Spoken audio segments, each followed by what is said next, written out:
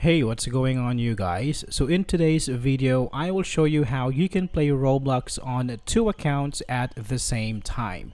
So for this one, you need to have Roblox application on your PC. Okay, so let's start. Alright, so first open up a web browser and go to roblox.com and log into your account. Now after that, open up Roblox application on your PC and log into your second account.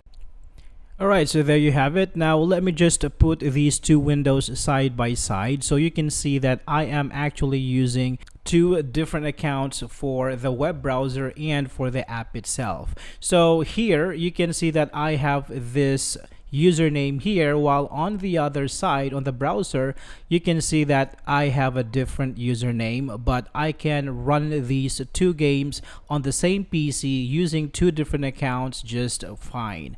Alright, so that's it for this video guys. Thank you for watching and I will see you on the next one.